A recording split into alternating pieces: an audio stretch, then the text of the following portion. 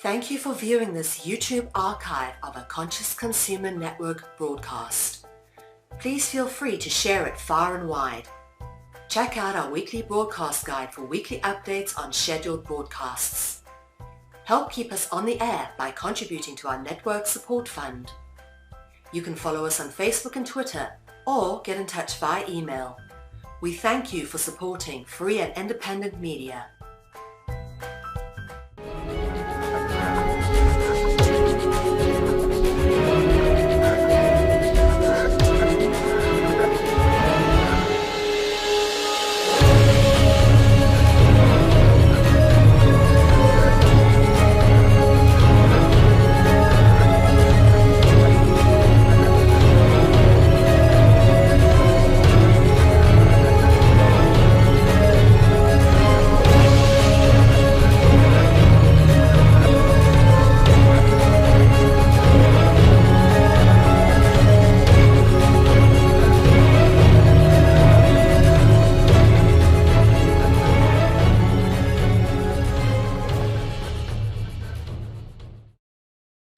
Hi everybody, welcome again to the People's Free Energy Show, and we've got another huge show for you today. We're going to cover a giant topic.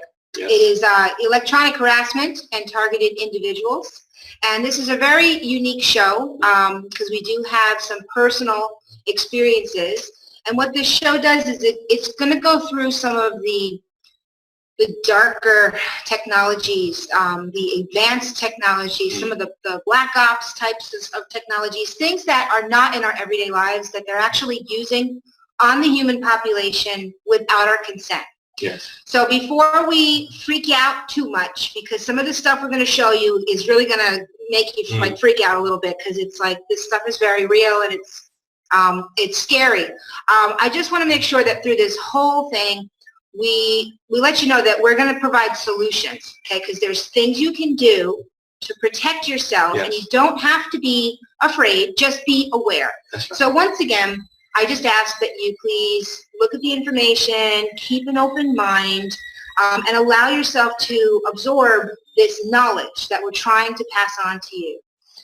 You want to say a few words about sharing your testimony? Yes, just briefly. One of the reasons why we decided to do targeted individuals and electronic harassment and gang stalking as an episode is because, well, I'm a targeted individual. It's something I've had to deal with for the past 2 years, at least on the electronic harassment side. And it's something I'd like to share because I truly believe that over the next coming years, you're going to find people online sharing their experiences into a growing epidemic, which I believe are done by individuals who have narcissistic and psychopathic behavior. So I'm just going to briefly talk about my experiences here, but if you want to get the full breadth of the interview that we did yes. Early last year, it was done in a Real Speaks episode, and you can get to that on the Hope Girl 587 channel on YouTube. Yes, and that actually, just a little bit of feedback about that. We've got a few thousand views on that video so far. Yes, that's right. And loads of comments from very grateful people, because Tavon's not the only one who's gone through this. We don't even know how many. Yeah. Thousands of people that are victims of gang stalking and electronic harassment that are targeted individuals. So putting this information out here the way that we're doing it is actually going to help bring some sanity to a lot of people that are suffering from yes. these types of attacks, and they don't know what it is. Yes. So without any further ado, let's dive into our slideshow here and go ahead and start sharing my screen.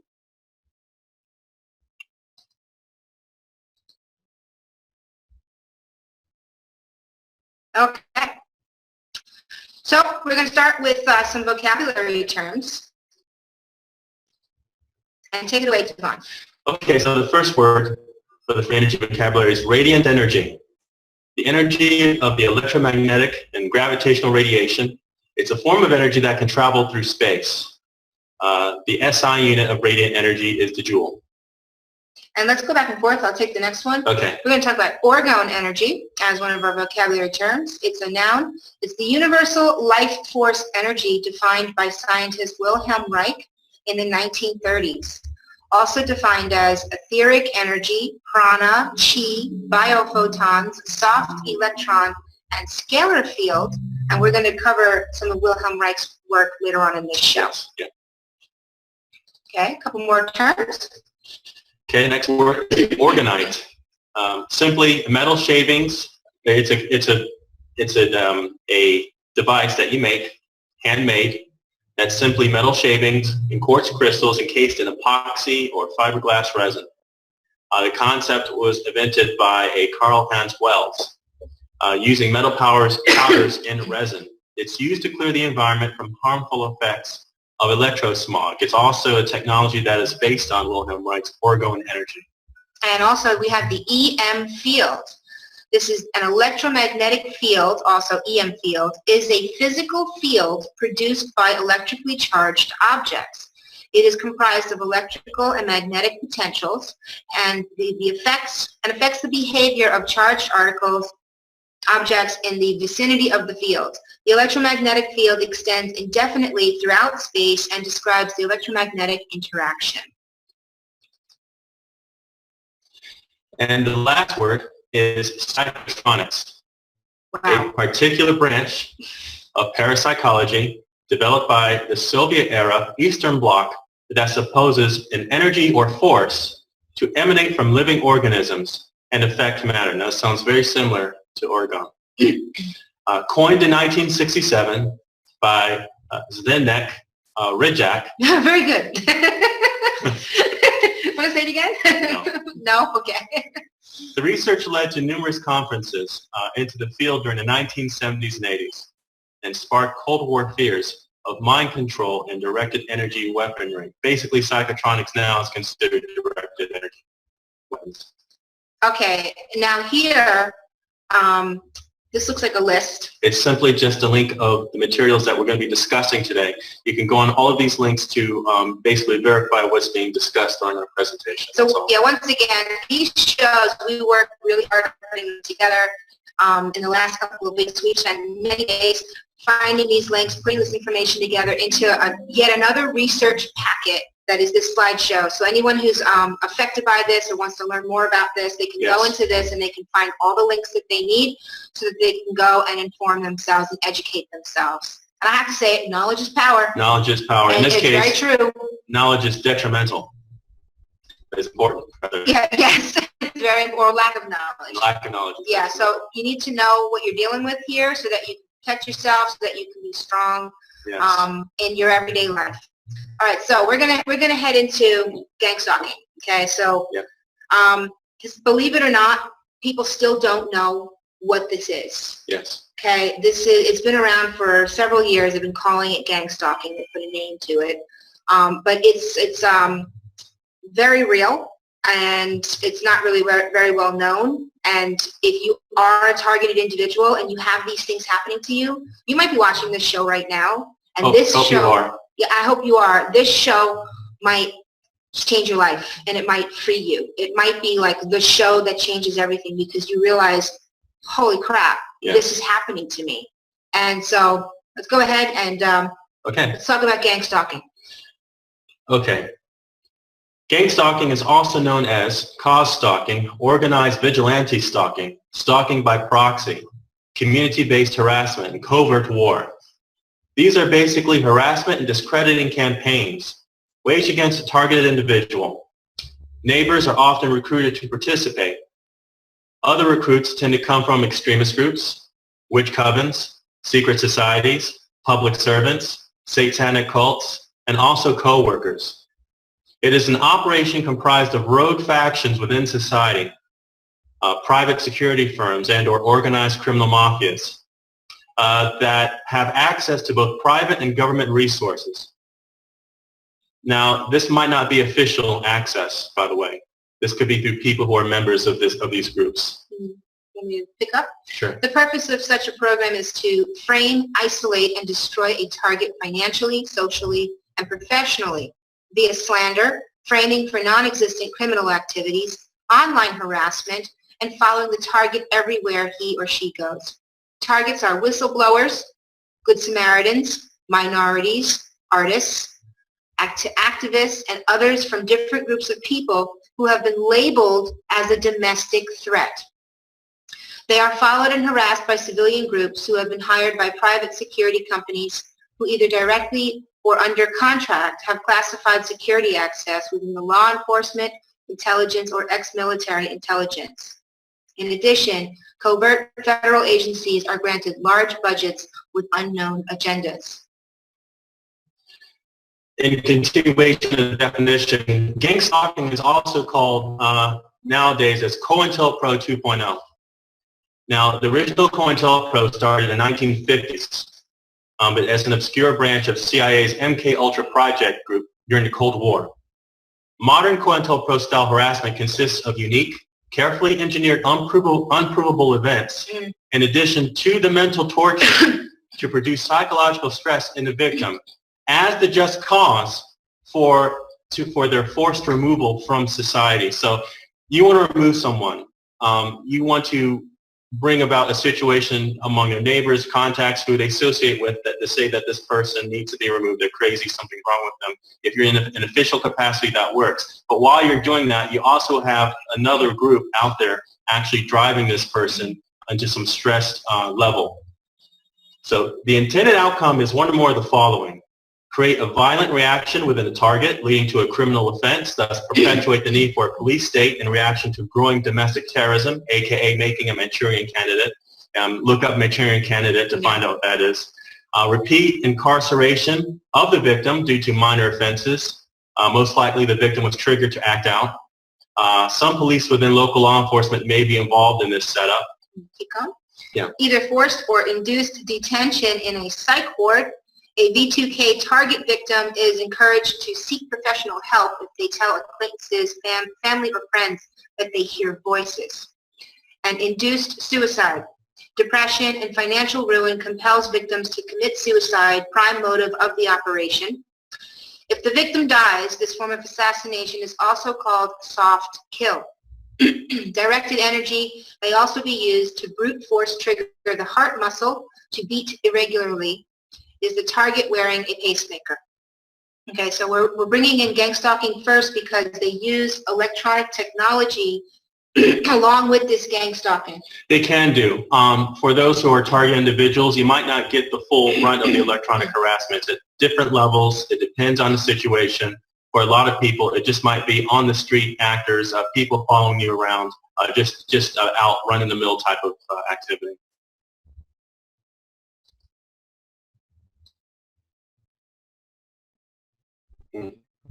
Okay. So initially, someone with access to the COINTELPRO program, meaning someone you ran into, you might have had an argument with, maybe you broke up with someone and it's like a revenge attack, for example. They have access to this COINTELPRO program or database that blacklists the target. A covert investigation is then performed on a target, and this may take months, years, some period of time. Now, through the covert and overt surveillance, all information about your life is black hole, meaning these people gather everything about you. Online, social activity, sexual habits, employment, friendships, family ties, and finances are monitored. A corrupt psychological profile, aka black record, is then created. This black record is what is used to fabricate a script and hire perpetrators to use this to create a smear campaign about you to your neighbors, your friends, your coworkers, your ex. It goes on and on. And by the way, there might be a situation where you get hired. By the way, I have no criminal record, no driving tickets, no offenses, and your criminal record shows up as negative. This this record I'm talking about is different from that. It's like a parallel record that follows you around. It's your file. It's your file, but it's a corrupt file. It's a corrupt file that you can never see. That you can never see. You can't even see your own file, but everybody else that's involved in these programs can see it. And so just to talk a little bit about that, where you have you're trying to go to a new employer, Yes. so you get a new job, and then you go to your new job, and all of a sudden they start speaking the same language that the last employer was speaking to you. Yes. Right? They're using trigger words, Trigger words, code trigger words, phrases after a period of time. They haven't done it before, but then they start doing it after a period of and time.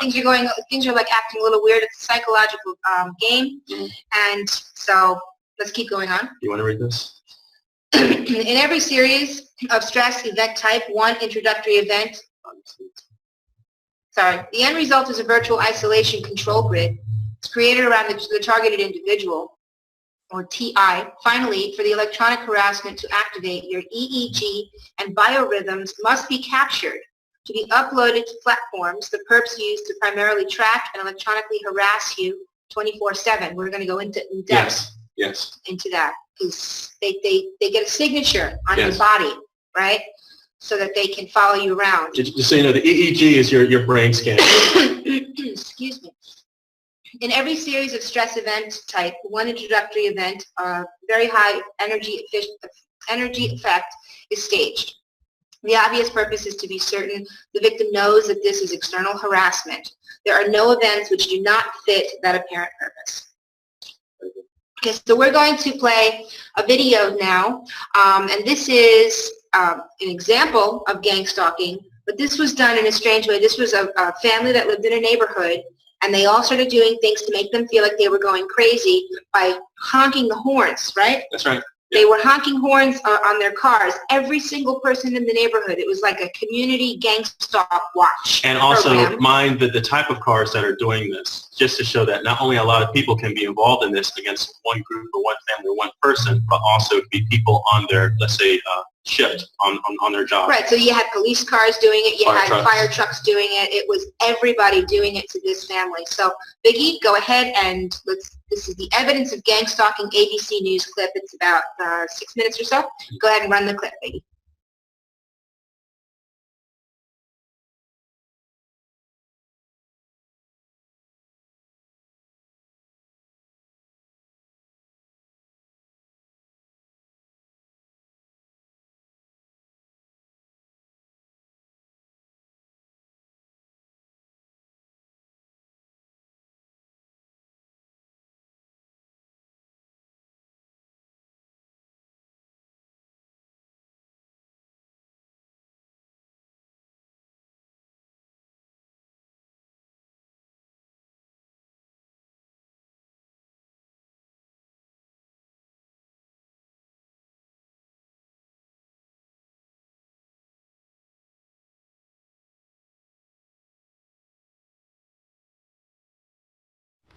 We've all had nasty neighbors, but an entire town?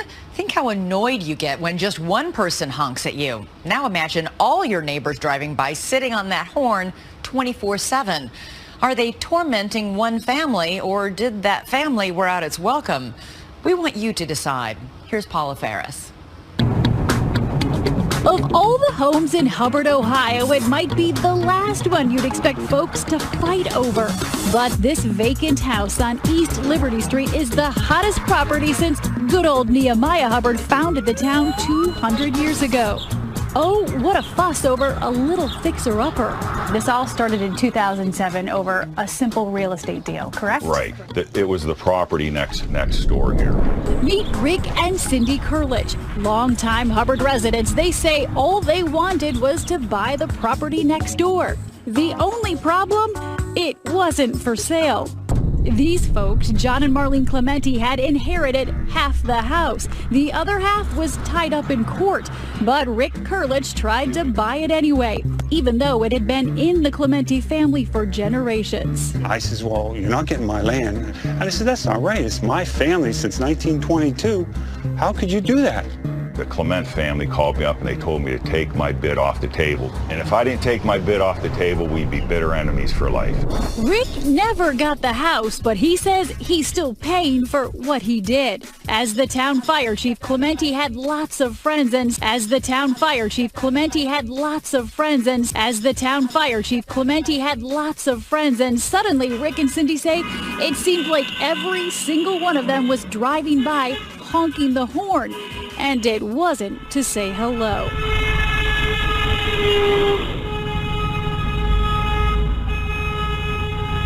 The Clement family conspired together to organize a horn-blowing campaign against us. That's really what this is all about. Ask not for whom the horn blows, it blows for Rick and Cindy Kurlich. In the beginning, it was 100 times a day. 100 times a day. 100.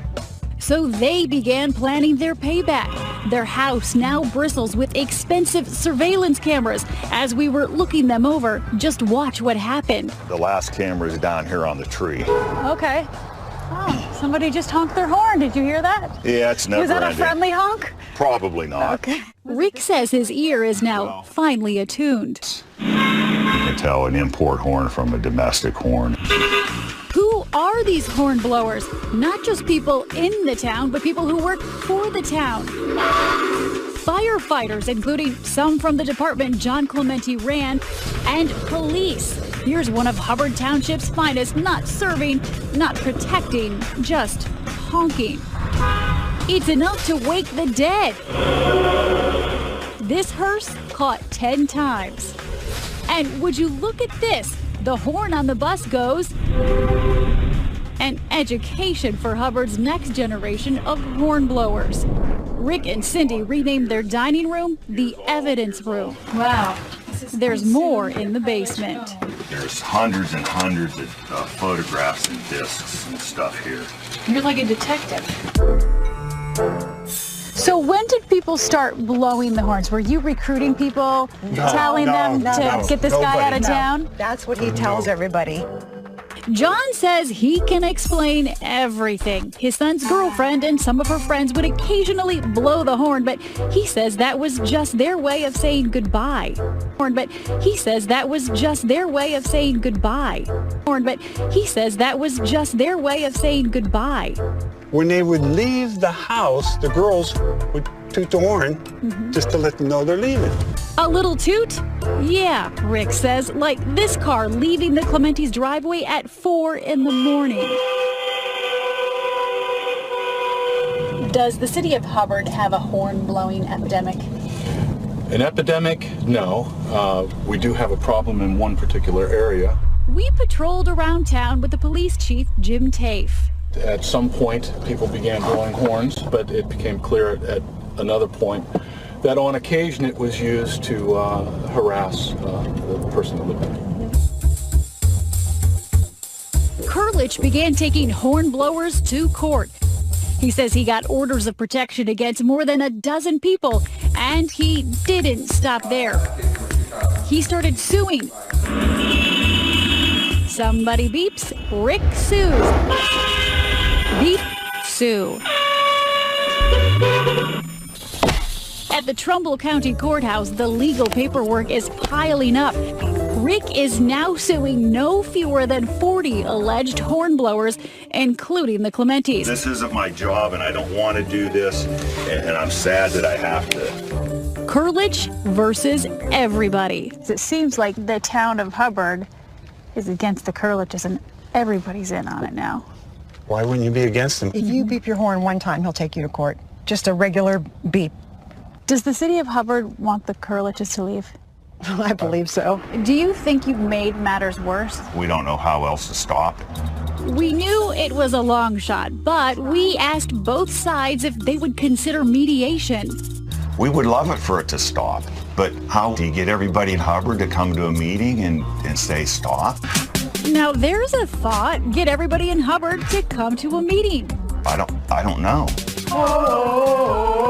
Oh yeah, Rick, that's just what we're gonna do. It's the 2020 Barbecue Peace Summit. But will the warring parties or anyone else bother to show up?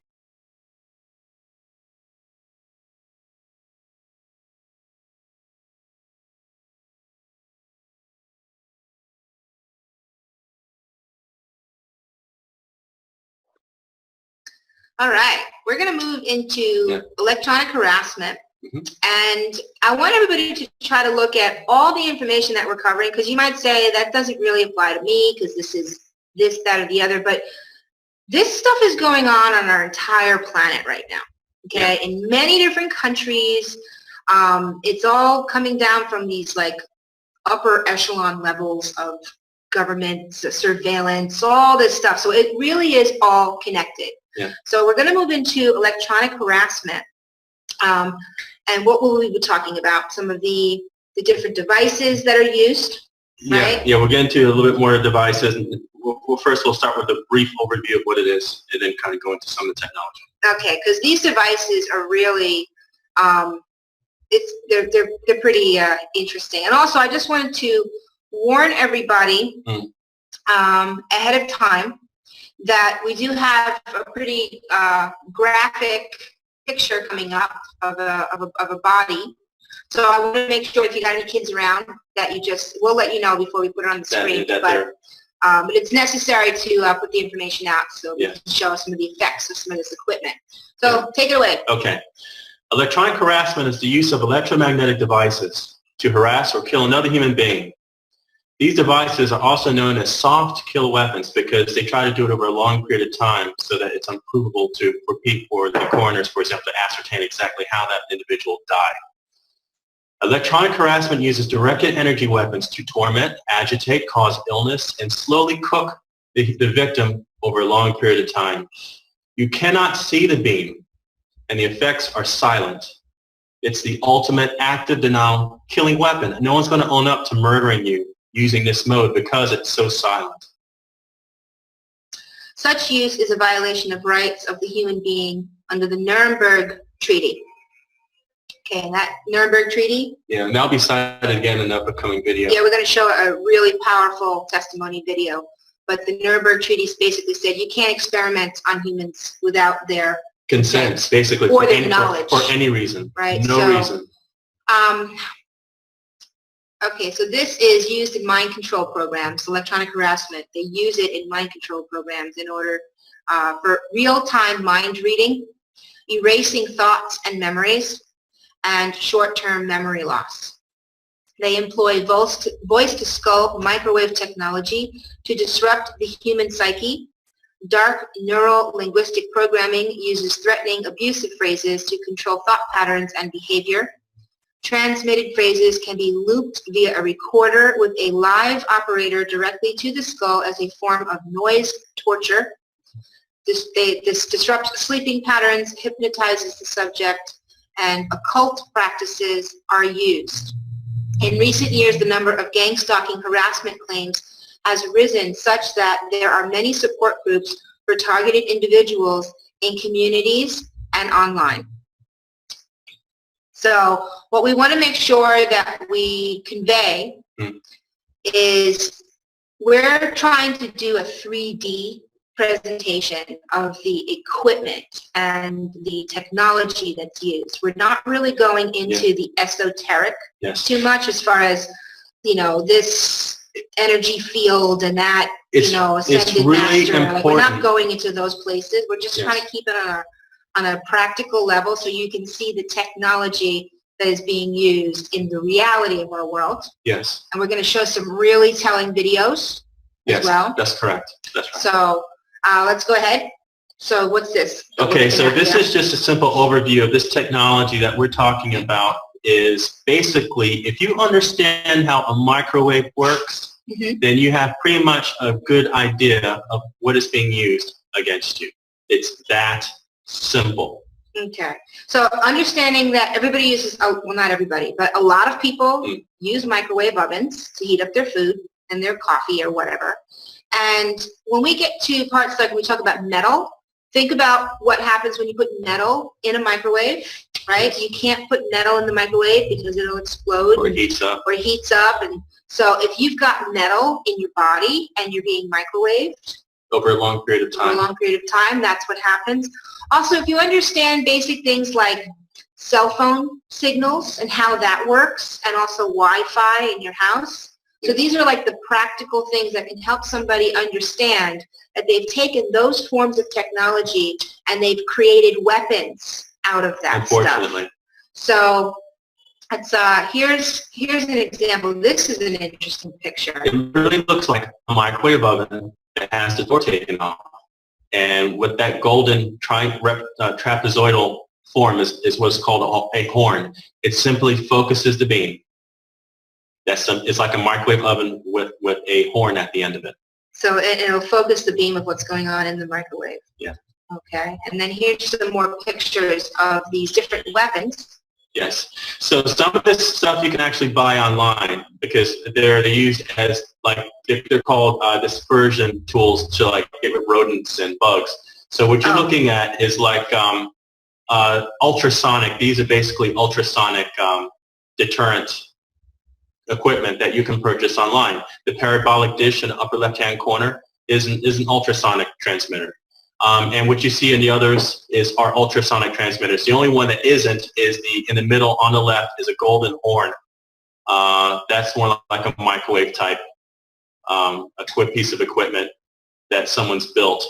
Now, you've seen some stuff like this. Like I see that they're using it for crowd control, right? Yes. They have these big boxes on top of these military jeeps. Yes. And they'll just beam a sound wave onto a crowd to make everybody hold their ears and leave the area. Yes. Extremely effective, that's for sure. And there's movies too where I think it was like Lethal Weapon. Yeah. Maybe they had a scene in there where they used a sound weapon and then everybody's ears started bleeding. Right? Yeah, they're called non-lethal weapons, but in some protests, I mean, if you actually see the footage, some people actually do get permanent deafness depending on how it's used. People do suffer with ear damage being in the middle of those things. Yeah. So, all right, we're going to go into this now. Okay. I want to make sure I don't forget talking about Greg Giles as well, because I forgot to put a slide in there about that, but let's go through this first, because we're talking about hearing voices in your head and how they can use this equipment to put voices in your head. Now, this particular technology you see on the screen is using ultrasonics to focus the beam at one particular spot in a room, so that if you step over that spot, only you hear the noise. But technology has advanced far beyond that, so that they can do the same thing. The same thing can be done with electromagnetic fields, and not just to one spot, but to one person. But this is just to show the proof of concept that you can have effects in a specific area, and no one else experiences those effects. All right, so we're going to go into a video pretty soon, but before we do that, I just want to mention one more thing, and I didn't have a chance to put that slide together, but recently I put out an article on the Hope Girl blog about Greg Giles. That was his name, right? Greg Giles? And he was one of these new age blogger types that was blogging for quite some time, and he basically came to a point where he said, I am under the influence. I am a victim of electronic harassment. So he's dealing with this gang stalking. He's been dealing with this electronic harassment, and he was getting voices beamed into his head from this equipment. And you're going to see a video that shows exactly how it's done. Or a couple of different videos. So that's something that I just want to put a bit of a warning out there to everyone. Having your own knowledge base, being able to think for yourself, having some kind of discipline in your life, whatever it is, whether it's a spiritual discipline or a martial art or something like that, is so important, because that keeps you grounded and strong, and that and you won't have to deal with this stuff.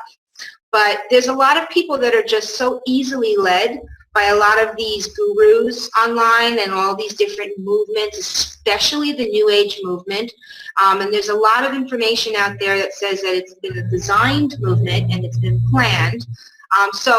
And we're finding evidence that government levels are projecting things into people's heads to make them put stuff out there so that everybody will follow them. My personal opinion, I think the agenda there is an apathetic society of people that won't take action against what's being done to them. People that just want to kind of, love and light their way and not take any action and just be apathetic. So I'm bringing all of this up because one of the New Age leaders that was doing channeled messages from the Ascended Masters and all of that stuff, he came out recently and said, I am a victim of mind control through this electronic harassment, and basically everything that I've said, all this ascended master stuff, has all been put into my head, and I've been told to say this to you. I thought it was real, but they put this into my head. We thought he was hearing from higher beings. He thought he was hearing from higher beings. Now, I'm not saying that that stuff can't be real. I'm sure that people communicate with Creator, and there's all kinds of spiritual stuff that goes on, but there are many individuals out there that are hearing voices in their head, and they think that they're hearing voices from Andromeda or some other place, and it could be this equipment that we're about to show you. So we're going to show 2 clips. The first one's a little bit longer, and then the second one is just another example. So go ahead, Biggie, the OSEH, voice to skull, if you can go ahead and run that clip.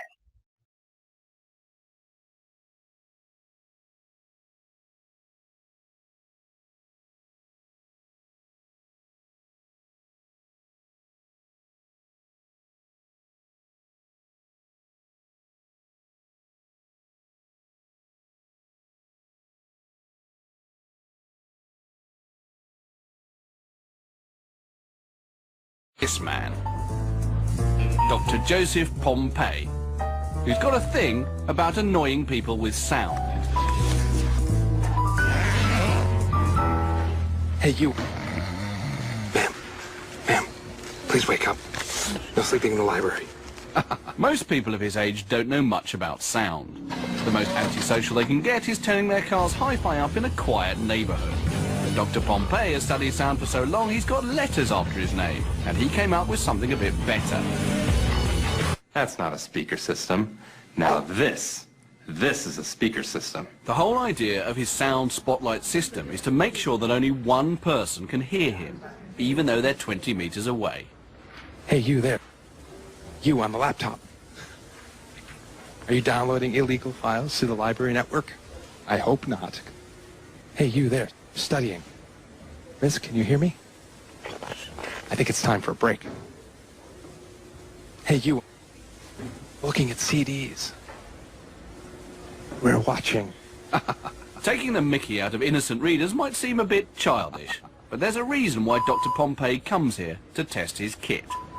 A library is about the most sensitive area you can think of for background noise and generating sound that people don't want to hear. But with the audio spotlight, we can deliver sound specifically directly to people within the library without bothering the other people that are reading quietly. One of the things is we can bring in a couple of Latin dancers, send them some hot salsa music. They can dance all they like in the middle of the library to all the music that they want without bothering the other people nearby who want to sit, read, or work quietly.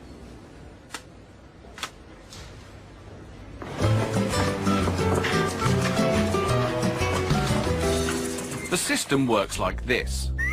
First, your voice is transformed into high-frequency ultrasound, sound so high no one can hear it. Ultrasound is highly directional, so, like a torch, it can be pointed at someone standing a long way away. Although they cannot hear the ultrasound, it causes secondary vibrations in the air around them, and it's that sound the person hears. So if you imagine you're in a room and I shine a flashlight at you, it's very bright for you, but it's very dark for everybody else. Much the same way, the audio spotlight creates a very narrow beam of sound that you can shine at a listener. They hear it very clearly, and it doesn't create noise that might bother other people in the same space. It's already being used in museums, and soon Dr. Pompey hopes he'll have his system in TV sets, so that only one person in the room can hear it. The others can get on with something much more boring. But whatever its practical use is, it remains a great toy. Hey, excuse me, miss. That's a really nice shirt you've got on. These are called electromyographic signals. The signals are picked up by electrodes planted on the skin. The electrodes basically look like this. They're tiny little pads, much like you have in a doctor's office. So if she said the future out loud, the future, we have the signal that's corresponding to that muscular activity. But with subvocal speech, she doesn't have to move her mouth. She could say that word silently. So she would say the future silently. Here she said the future, but she didn't move her lips. And you can see that there's still the same signal being picked up by the electrodes underneath her throat. Once the electrodes capture the signal, they can be transmitted, as if through a cell phone, to someone with an earpiece receiver. So the newer sensors are the size of a dime, and they're going to continue to get smaller in the not very distant future. In Chicago, Illinois, a world authority on microwave hearing shows how it could work. I'm hearing a microwave pulse like a click. Now it sounds like a chirp with a tonal quality to it. Professor James Lynn is hearing sounds that aren't there, but he's not crazy. Pulses of microwave energy are being generated and fired at him from behind. Microwaves can be heard depending on the individual, depending on the hearing acuity of the individual. Individuals with a fairly normal hearing can hear microwaves at quite a low level. The energy of the absorbed microwaves causes brain tissue to very slightly heat up and expand, causing a pressure wave to be picked up by the hearing mechanism in the inner ear. Professor Lynn is far from hearing voices, but it could be possible to send coded signals to an agent this way. Brain is an electrical organ. It is susceptible to electrical signals. Since microwave is electrical, therefore, in principle, one could embed or encode information in the microwave signal.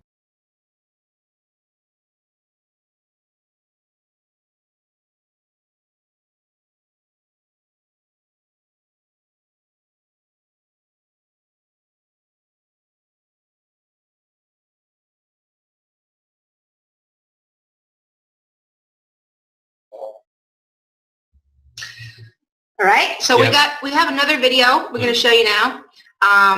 This one is something I came across years ago before I even knew about all this stuff. And at first I was like, whoa, that's kind of cool. So what it is, I'm going to have to explain it a little bit because it's a really short video and they don't explain what it is that you're seeing. It is a billboard that is up on a building that's on a major street in a city neighborhood somewhere. And they have one of these speakers, right, that can beam sound into your head so it sounds like a voice in your head.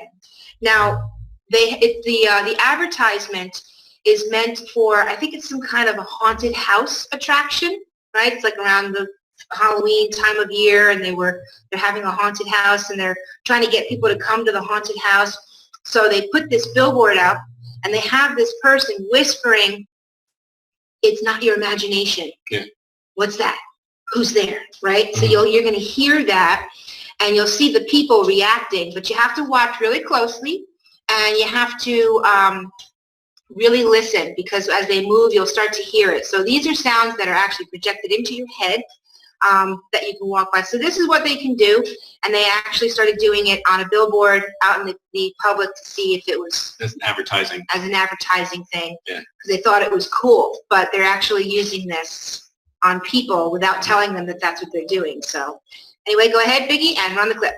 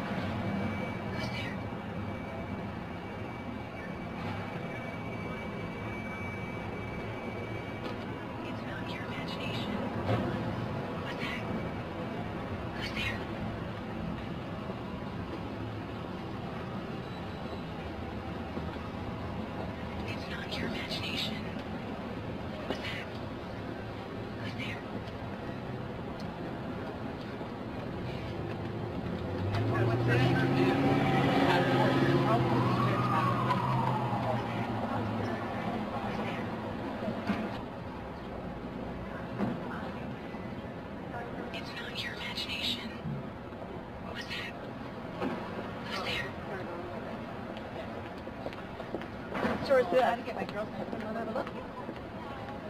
It's not your imagination. What's that? Who's there?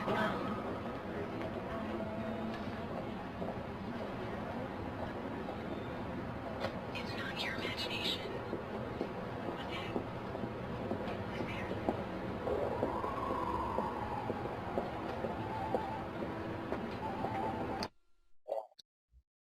All right, that's pretty creepy, huh? Yeah. Yeah. I thought it was. All right, so we're going to move forward as usual, and going on to electronic harassment, modes of attack. I will let you take it away and share my screen. All right. Okay, so the next two slides are basically just going to cover the modes of attack once you become a target, at least in the electronic harassment side. For it to be consistent, what you see here is a diagram of the different modes of attack that you will experience, or the things they experience, the thing that TIs complain of when you do this research. So what you see here are several ways. The top one is you're walking by a cell phone tower. You're experiencing signals. You're probably experiencing V2K at this point, or whatever is happening to you. And as you probably notice that when you approach like a cell phone tower, the intensity seems to increase. So this technology has the ability to piggyback on current modes of transmission in the microwave band. The next illustration below that shows, go back. Sorry. The next illustration shows how you can be hit with microwaves through walls from a van. That's basically what that is. Wow. Through houses, because houses aren't they're not full metal, and a lot of them are brick, and it can permeate that. So if it's an unmarked van, it could be a van that's even like a public works van, something that is. I think that's probably really common. You wouldn't notice that. The van thing. And you get total this plausible deniability. I'm just here delivering some post, and while I'm delivering the post, I'm microwaving you at the same time. But I'm going to deny that. So this is something we need to watch out for. And the other one is neighbor to neighbor. You know, your neighbor is in on this this program because there's a money incentive, and if they're convinced that you are some type of domestic threat, they're given the equipment, or they particularly, or if they feel like it's vengeance directly, they might just microwave you. And again, or they might rent out an apartment across the street from you. Yes. On purpose because they're part of it. So there's many places you can hide this equipment, and of course helicopters, aircraft flying overhead can obviously tag you as well. All right. So I just want to say you've had some experience with this, right? Yes. Okay. So this is there were some real life experiences where hopefully we'll have a chance to go into some of the stuff that you've experienced, but now we're just going to keep explaining what the technology is and what it looks like. And what's this? This is another situation. Actually, I'm not sure if it's not in this particular slide, but there was a case in the United States where a woman won a court case, and she was a targeted individual, and she had to hire a technician that dealt with installing satellite dishes to basically do the investigation, and found that a neighbor took their satellite dish, redirected it towards her house, and he was using that satellite dish as a mode of transmitting microwaves to make her ill over a long period of time. Wow. They had to get the evidence just so they won the court case, and the actual perpetrator in his home, when he was caught and they had him in the court, the guy looked like he just aged 100 years because he was so scared because he was found out.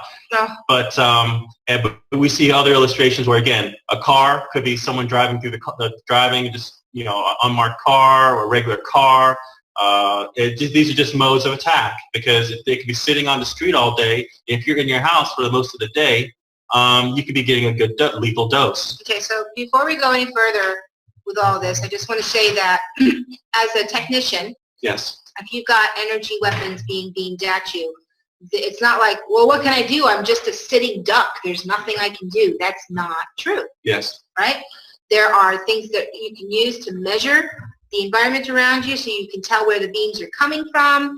There are things that you can put on your body. Yes. There's a whole bunch of stuff you can do to physically create barriers around your body, your person, your home, in order to defend against these things. So it's good that you know that this stuff exists, and that you also know that there are tools that you can get and use in order to figure out where the beams are coming from so you can protect yourself and your family. Now, are we ready to go on to the next slide? We're ready to go on to the next slide. Okay, so I want to put a warning in here. We're going to show a picture of a microwave body. So it's very graphic, I'd say. And so if you got any kids or anything, or you don't want to see such things, please turn away or whatever you might say. So here we go. Okay. You can. So these are the effects of electronic harassment. Yes. And all these different symptoms here: heated body, feeling sick like having a flu, headaches that come and suddenly disappear, stinging sensations like a fly or mosquito, blurred vision, irresistible coughing, very serious diarrhea, heart attack, cramps. I mean, there's a long list of all these different effects that we have. But this body that we're looking at here, this is in the Iraq War. Yes, so several years after the Iraq War, for the veterans that were coming home, they were disclosing information that they experienced, and these photos were basically smuggled out of the war zone. That there were people who were experimenting with weaponry, and this is a severe case of someone who was hit with this weapon. It was a microwave weapon that seemed to only charge the flesh, but the clothes and the surrounding material was left basically intact, unburned. Mm-hmm. So I think this was important to illustrate because electromagnetic weaponry have unique effects, and they seem to be very similar to the things that were happening on 9/11. So that's why this illustration is there, to show people that it's very unique. And this is an extreme case. But what we're talking about today are weapons that, at least for the moment, are things that try to kill you slowly over time, so that there is no direct proof that you've been, killed in such a manner. Okay. Now, before we go on to our next clip, let's introduce it a little bit, because this next clip is a rather long one. Yes. It's about 14 or 15 minutes long. And who is it? Okay, so Barry Trower. yeah, this gentleman, Barry Trower, he is an ex-MI5 agent, but he also served in the Royal Navy as a specialist, and particularly in microwave technology. Yep. During the Cold War era, and basically he gives his account on the current state and of the technology that he is aware of. Is a disclosure to the general population on the advancement of this technology, because he's clearly concerned, and he is trying to basically let people know what's really going on. So he's the real deal. Yes. And he's just listen very closely to what he says. I actually had to listen and take notes through each line so I could really digest the magnitude of what this man is disclosing in this clip. Yes. And it's from 2010. 2010 is when the clip was made, so there's been advancements since then. So he is telling you what they're using on the human population, and all of this is not known. We don't know about it. It's not covered on mainstream, obviously. And a lot of it, if not all of it, completely violates all kinds of, treaties, Nuremberg Treaty and all of that. So you have to turn up the volume on this one. You might have to turn up the volume a little bit on this one, and just try really hard to pay close attention to what he says. And it's about 15 minutes long. And Biggie, go ahead and run that clip.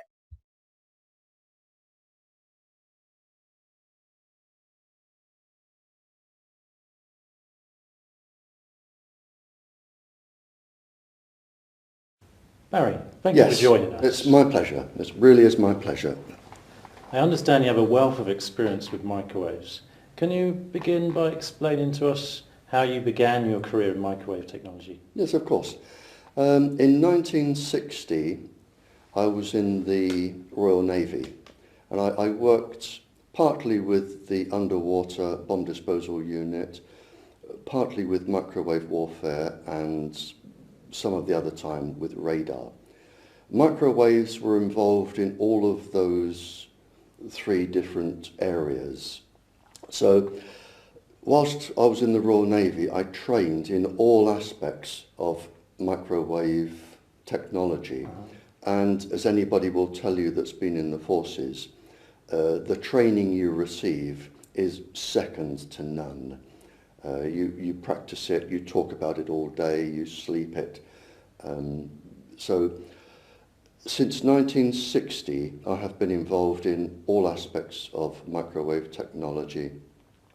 After that, a part of my job, because I had microwave expertise, was to question captured spies during the Cold War, when Russia and America were within seconds of global nuclear war.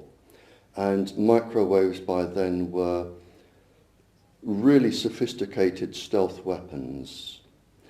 And a part of my job was to find out from any spies who had been captured what the current knowledge was in that part of the world. This technology is truly frightening, really frightening.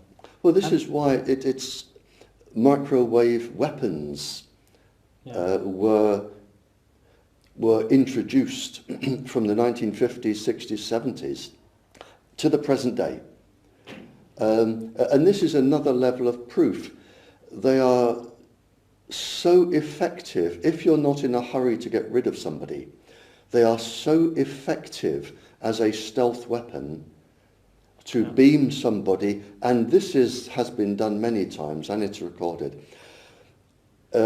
You can beam people you don't like as a government to give them cancer, breast cancers, neurological illnesses. You can choose what you want them to get. You can choose? Oh, you can choose. You can choose which pulse frequency you want to affect the brain with. You can choose the level of microwave irradiation and the speed that you want them to become ill. Yeah. It really is a perfect stealth weapon, and all you need to do is rent a house opposite someone you want to get rid of, or a group of people you want to get rid of, and just beam them. The most famous case during the Cold War was the Moscow embassy siege, where in Moscow they beamed the entire American embassy and gave them cancer. Did they cause cancers in all the staff, or in a lot of the staff? Or? Most of the staff, most of the children got leukemia, the women developed breast cancer, the gentlemen developed cancers. I think after about 18 months the entire staff was changed, and then the following 18 months the entire staff was changed again. And by that time people realized what was going on, and they found that they were being irradiated by microwaves. And rather than say, oh, isn't this disgusting, what have we sunk to, they thought, isn't this wonderful, let's develop this for ourselves. And governments today are still perfecting microwave warfare. Still to this day they're working on the weaponry? Still to this day, 2010, they are still perfecting the pulse frequencies. It's got very, very sophisticated. The pulse frequencies, how long they can transmit, whether it can be one country to another, bouncing the microwaves off the ionosphere, so you don't even have to be in the same country. Bouncing the microwaves off the ionosphere, a lot of people won't have heard of this technology. You're talking about the HAARP. If you have a super transmitter, the microwaves, if you beam them, it's only a simple basic trigonometry. Yeah. But let's say I want to bring economic ruin to a country that grows all of the world's wheat. Right. Okay. All I have to do is beam microwaves up to the ionosphere, which is like an invisible cloud around the planet, an ion cloud around the planet. The microwaves going up at a set angle will reflect off down onto this country. And if I continuously beam the wheat in this field, or the cattle, or the sheep, I can I can reduce the immune system of the plants so that they won't be healthy and they will die, and I can stunt their growth, and I can bring economic ruin to that country. I can harm all of the animals, the cows, the sheep. It's so easy to do. You only have to push a button, and you can bring economic ruin to a country. Which countries have this technology already available? Is it all the countries in the world or just a couple of them? It may not be a wise thing to say on a live broadcast, but you can take my word for it that I know at least 2 super transmitters in the world that have this capability, and there are probably more in areas that I do not have access to and I cannot go to. But I know there are at least 2. I need to just go back a little bit now. Of course, yeah. Back to your early days in the military. Mm-hmm. This technology was used by the British government? Oh, okay, sorry, I can see where you're going. It was used by the British government against terrorist groups? We have 8,300 papers. I have knowledge of 2,300 myself. And what the governments found was that you could induce, by changing the pulse frequency, like Morse code, of the microwaves going into the brain and interfering with the brain. By specializing on the pulse frequency, you could induce psychiatric illnesses to the point where a psychiatrist could not tell if it is a genuine psychiatric illness or an induced psychiatric illness. So what you can do, theoretically, is you can target an individual's brain. They may have auditory hallucinations where they hear things, which is actually quite common with microwaves, or show signs of schizophrenia. For instance, 6.6 pulses a second can induce severe sexual aggression in men. So you could induce somebody to commit a really horrific sexual rape.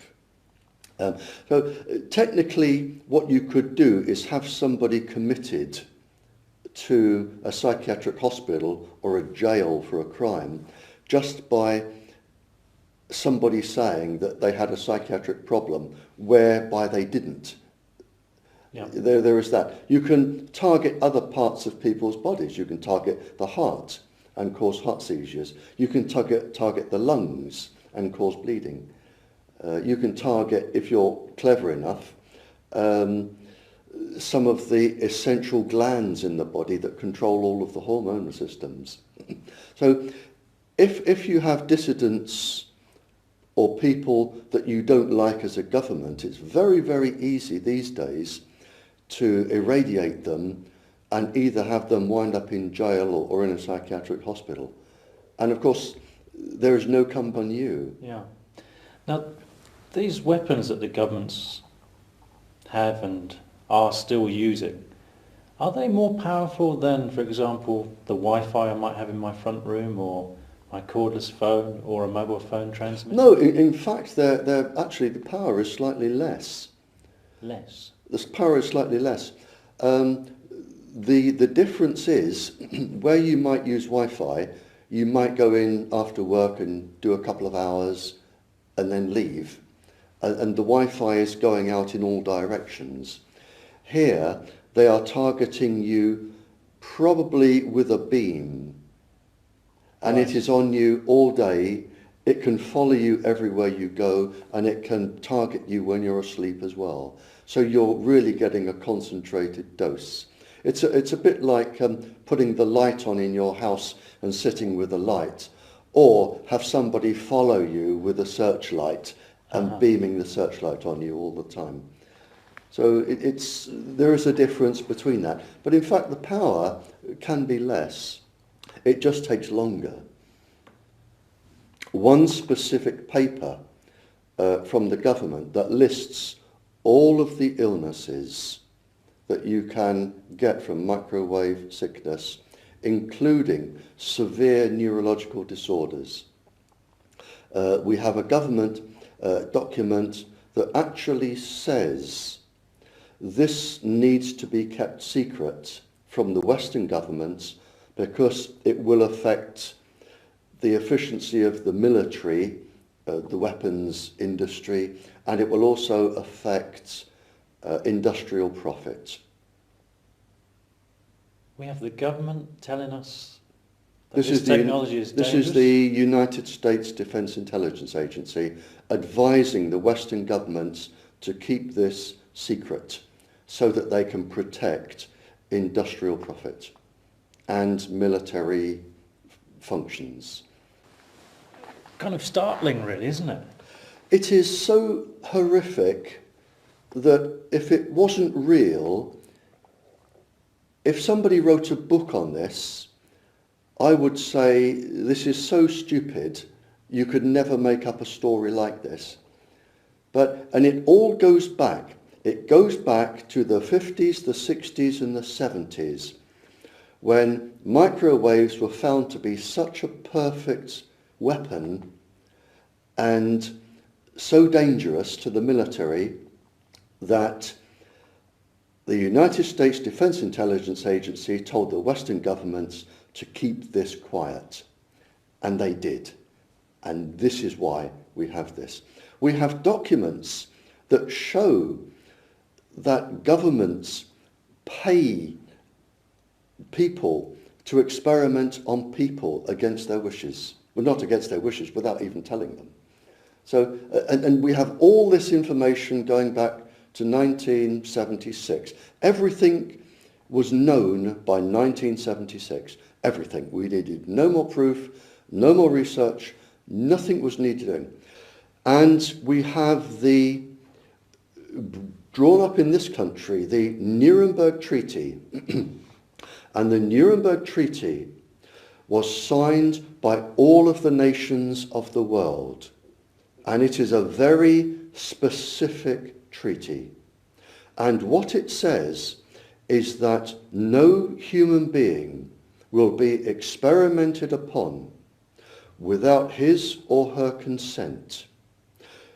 And before they give consent, they have the legal right to understand all of the implications, the health problems, the future health problems, and they have the legal capacity to say no.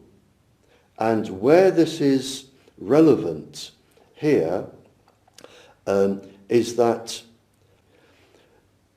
there is only one exception with the Nuremberg Treaty, and that is a doctor such as yourself may experiment on his or herself only. That is the only exception. It is section 5. So no human being is allowed to be experimented upon. Everybody? All right. So, electronic harassment effects. Okay. We're going to move into that again, go a little more in depth, right? Yeah, so when you get the download, The PowerPoint. the PowerPoint download, you'll be able to see this more clearly. Great graphic. This graphic basically has the human body and the particular areas that these perpetrators like to target. And depending on what they target can trigger effects, okay? So that's basically what you're looking at with that diagram. By varying the pulse width of the microwave beam, different bodily functions and behaviors can be triggered. Illnesses can even be induced. These weapons have been developed, but we weren't told the methods to detect these kinds of harassment, and we weren't told that they were developed. And there's a denial of this abusive application of technology in the media and law enforcement. And below is the court case I mentioned earlier, Kathleen Watterson. So if you just Google that and put that on YouTube, you'll actually find the YouTube interview where her and the technician talk about the court case and how they were able to put a perpetrator behind bars that was actually trying to microwave her from another house. Yeah, that's powerful stuff. Oh, this really makes it real. When you start looking up the patent numbers for these things. Yeah. So that's what we're doing for you here, guys. We're showing you this is the patent number for this technology. We're not making it up. It exists, right? When you find the patents to these, you find that it's block diagrams and just a general basic schematic, because that design could be put in all kinds of platforms. So yeah, that's just an example of a patent, of a voice to skull patent, and it goes adult. You look it up and read about it. Okay. This is another independent patent showing how you would heterodyne two different microwave frequencies to get sound and voice, and how you can, and in the effects, it shows that you can get hearing, or you hear a ringing or a buzzing in your actual physical ear, even though the noise is taking place, the perceived noise is taking place inside your brain. Now, when we get to the tooth, is that in the tracking information? The truth is a track. Yeah, okay, tracking. so we're going to get to that soon. Okay. All right.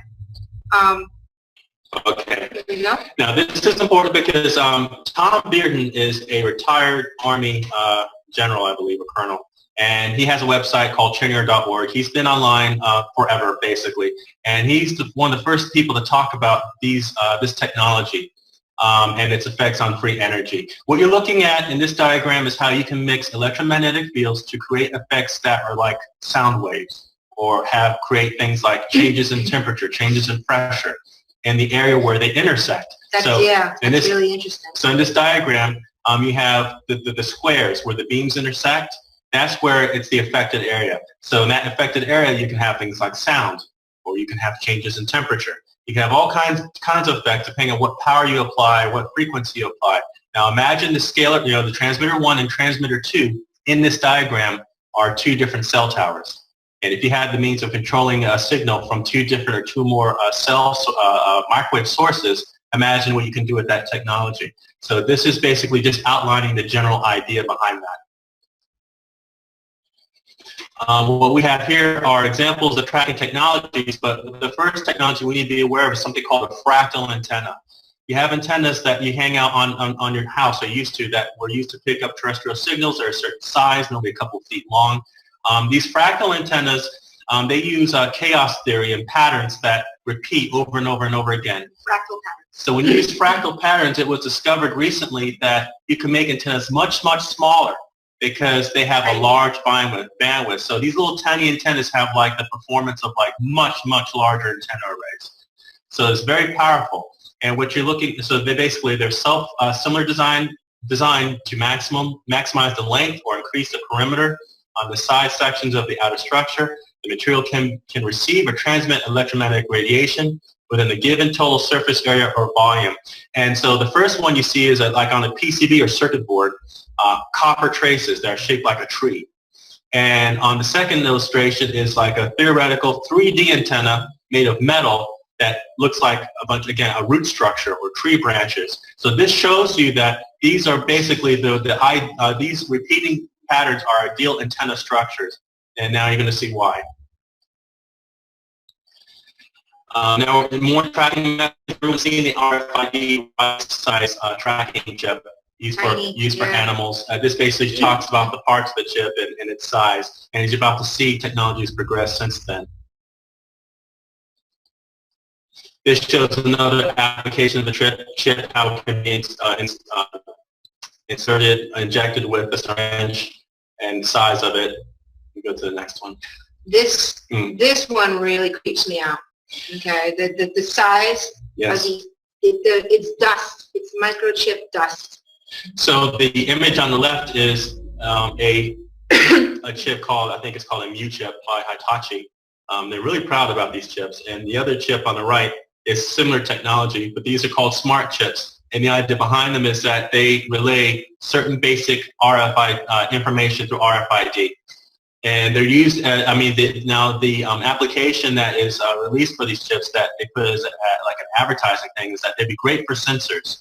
So that if you spray them in the, in the ocean or in the clouds, you can get like a good readout of the weather climate and all these different things. Okay, so what we're leading up to here also is we're showing you the fractal antennas. So we're showing you antennas. We're showing you beaming technology. We're trying to help put this together for you, because if you take one a microwave weapon and then you take some kind of antenna and you combine them together, you can create horrible health effects. And here's the thing. An antenna is not those two poles that you have on the top of your TV that you have to move back and forth, or on your radio, or it's like antennas are turning into more than what we used to know them as. So that little fractal antenna is one antenna. These microchips are forms of antennas for programming. And it gets even more intense, because what we're showing you here is that all of the stuff that's being dumped into the air is turning us into antennas. Yes. Because we're filled with metal and all of these particles. And then when we are a walking antenna, it's easy to track us. It's easy to target weapons at us, all different kinds of weapons. It's easy to make us lose our minds.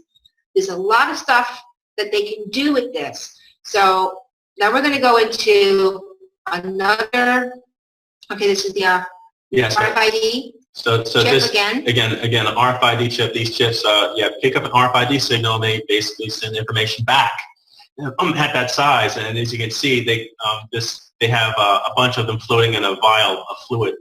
Right, so you've heard of, like, the mark of the beast, and they're gonna microchip everybody, and that's how they're gonna control you, and all your stuff's gonna go on a microchip, and so, but it's more than that. More subtle than that. It's like, how can they get people to put microchips in their body? And most people are like, oh heck no, don't put that in me. I'm not gonna get a microchip in my body. So what do?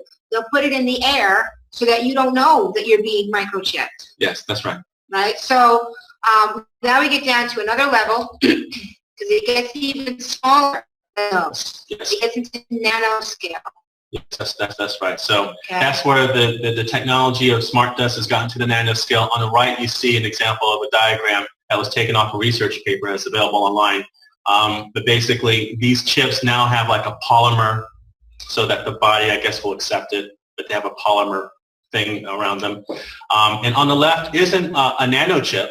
It's just the effects of nanoparticles in general, pieces of metal that are just nanoscale grains. And that was taken out of a paper with doctors basically disclosing that they have concerns about the effects of just nanoparticles being accepted by the body, going through the blood-brain barrier.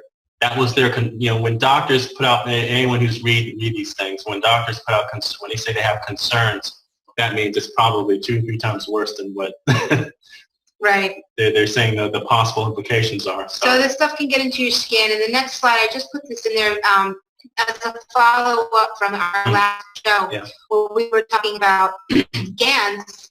The GANs that you hear about used from the Keshi technology is a form of untested contaminated ormus, and we went through what ormus was, which contains electrically conductive nanoparticles. This can turn you into a walking antenna.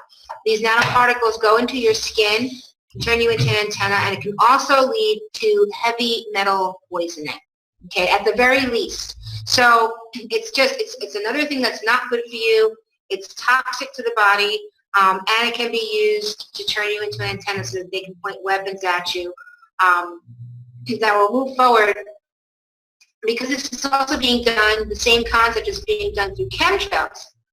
Excuse me, I have a scratchy throat today. So, chemtrails covertly microchip us in order to create antennas inside of us via nanotechnology, so as to make us totally controllable via a psycho-civilized, electronically mind-controlled society. Using HAARP microwave antennas, the National Security Agency can establish a seamless computer link directly to our brains. But first, they're using chemtrails to get the nanoparticles into us, which are reassembling in our bodies to form the antennas. Chemtrails contain a nasty mix of parasites, pathogens, toxic heavy metals, including barium and aluminum, and worst of all, high-tech nano-engineered particles designed in a lab to assemble themselves inside of our bodies into nanomachines, which will microchip us from the inside unless we do cleanses to remove the particles to keep them from assembling inside of our bodies. Okay, so there is, there's two videos here. We're going to play one short one for you today, but there's another video here that's actually been created and put out by a member of our team. It's called The Intelligence of Geoengineering, and it's one of the best coverages of chemtrails that I've seen, and it talks about the agenda behind the chemtrails, what's in it, why are they spraying, what are they spraying. Those are also two really good documentary films. What in the world are they spraying, and why in the world are they spraying? So it goes more in depth into this, because it's not just into our bodies, but it's our whole environment, so they can control it that way. But right now, what you're seeing here is a picture of HARP antennas beaming something out, right? So the beam, I think, has been superimposed on the picture. It doesn't actually look like that, but these HARP antennas are pretty intense. Now, here's something that happened just recently, I think just a few weeks back. Something came by my newsfeed thread, and I put it on my blog. The existence of chemtrails and the fact that they are chemtrails and they're dumping metal into the air and chemicals into the air, and that there might be linked to some black ops operations, actually finally made its way to mainstream news, which is fascinating. It's only been up, a couple weeks or a week or so. It's got tons. It's our most viewed post on the entire blog right now. People are fascinated to see that chemtrails are on mainstream TV. So we're going to go ahead and run this clip. And go ahead, Biggie, and let's run KLAS, Nevada TV reports chemtrails.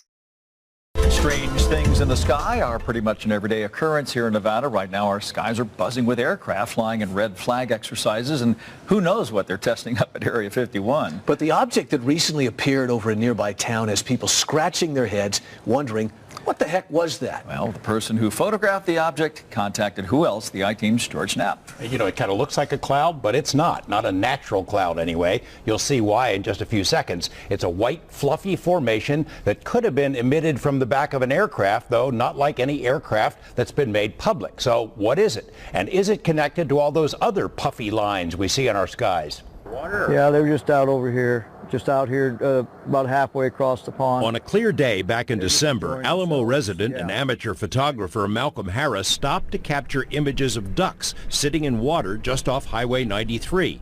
He spotted something else in the sky above the field. It was long puffs of smoke, like it looked like a rope. It kind of like there was a solid rope on the top, and then little puffs of smoke underneath it. And they were quite tight. I'd definitely say it was man-made. It wasn't anything natural. This is what he photographed. Harris, the son of a longtime Las Vegas newsman, ran some calculations based on his lens angle and estimates the odd cloud was about a mile distant and perhaps 500 yards long. But it was dense, like puffs of smoke that had been crammed together. You could see where it began and where it ended, and there was nothing on either end. It was very clean. It stood by itself. There wasn't anything else around it. I've seen clouds being made out here in the desert. You see, all of a sudden you'll see a cloud being made, and that's not what was going on. He didn't hear anything, so whatever formed the cloud was quiet. Alamo is buzzed almost daily by warplanes from nearby Nellis Air Base. Residents also know that on the other side of the mountains is the most famous secret base in the world, Area 51, where the government tests the most advanced otherworldly technology in its arsenal. When you say what's out there, you mean right out there? Where? Yeah, right. Yeah. Right. Harris's photo is similar to exhaust patterns spotted a few times since the 90s, the so-called donuts on a rope, which set the aviation world on fire. Since the 80s, there's been speculation about something called Project Aurora, a family of super-secret delta-shaped craft that may use a pulse detonation engine, a system that could produce donuts on a rope exhaust patterns. Bill Sweetman, one of the most respected aviation writers in the world, thinks Aurora is real. He uncovered what appears to be a paper trail in the black budget that funneled billions of dollars to Aurora, or something like it. But what does Sweetman think about this photo? If they're donuts, they sure are crammed together. After talking to defense industry colleagues, Sweetman suggested the cloud may have been created by using advanced pyrotechnics, in essence, flares that are used by fast jets as countermeasures to confuse an enemy. But another senior aviation writer and test pilot, Bill Scott, disagrees. Scott told us that flares don't lay horizontally, as this one does. He does not think it's a contrail, more like a plume. But after asking around, Scott and the colleagues he consulted say they have no idea what made it. Best guess, an unknown dispensary of some sort. Mal Harris is likewise skeptical that it was caused by flares. They don't go in a straight line. You could definitely tell that had some sort of propulsion behind it. Cloud-like formations, presumably contrails, are a hot topic online. An entire genre of conspiracy theories has evolved over the past decade or so. The so-called chemtrails. The internet is filled with chemtrail sites which allege that the checkerboard patterns in the skies are part of a global plot to spray something into the atmosphere. AboveTopSecret.com gets up to 4 million visits per month, and its 300,000 members have thoroughly digested the chemtrail storyline. Chemtrails, contrails, chemtrails. If you do a cursory look at the site, you'll see there are thousands of pages of discussion dedicated to chemtrails/contrails. Millions of people are watching the skies to look for evidence of what they think is a global conspiracy, a massive spraying operation carried out by persons unknown for reasons that are not clear. The I-Team first dug into this topic more than 12 years ago, and we can tell you for a certainty that an awful lot of stuff really is being sprayed up there in the sky. Global conspiracy? That's not so clear. Tonight at 6 o'clock, we jump into the thick of the chemtrail versus contrail controversy. Boy, interesting stuff. Thanks, George. From 8. All right, so just a bit of a recap then. Yes. The tracking technologies. So the microchips are composed of aluminum, barium, titanium, oxide, graphene, and silicon, and nanoparticles from chemtrails are mostly aluminum, barium, and strontium. So these metals lodged into the body can turn you into an antenna. Yeah. Okay. What's this? So toxic and various metals, you're now a walking fractal antenna. You know, you think of your nerves in your body are now contaminated with nanoparticles. That's how you're being picked up. Now your nerve endings, you act like a wire. You act like a walking wire, walking antenna. That allows you to be tracked and managed by would-be dictators and despots with the push of a button. And this is how you create an open-air concentration camp. So now you're not necessarily carted off. You're not necessarily carted off by the men in black.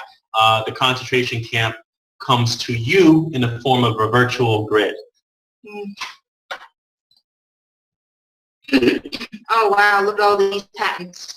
Okay, so we've got the oral electronic tracking Okay, so device. just a brief description or a few of the patents. The first two are basically dental patents. If you look at them, basically it talks about an implant in your filling, implant in your root canal.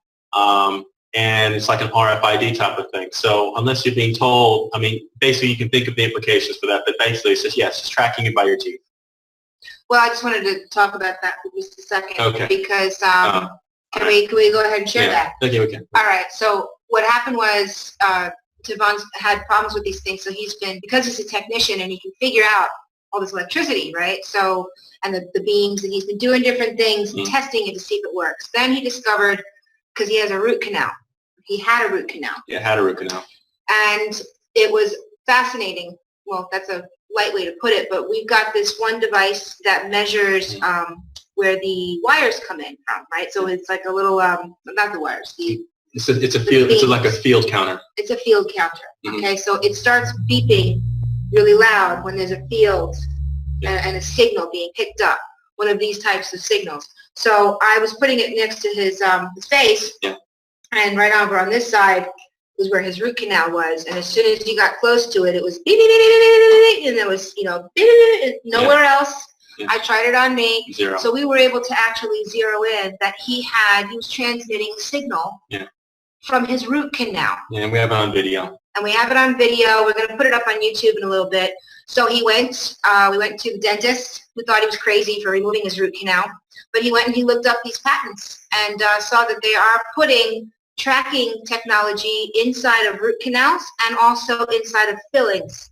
And the dentists don't know what they're doing. They're just using the new amalgam that comes in that week or whatever, right? Yes. So that stuff is going on. And as soon as he got it taken out, a lot of the signals were lessened. You had some pain, you had like a pain in your face, and it's something in your ear, in your left ear, right? A whole bunch of different symptoms went away as soon as the root canal tooth was extracted. So,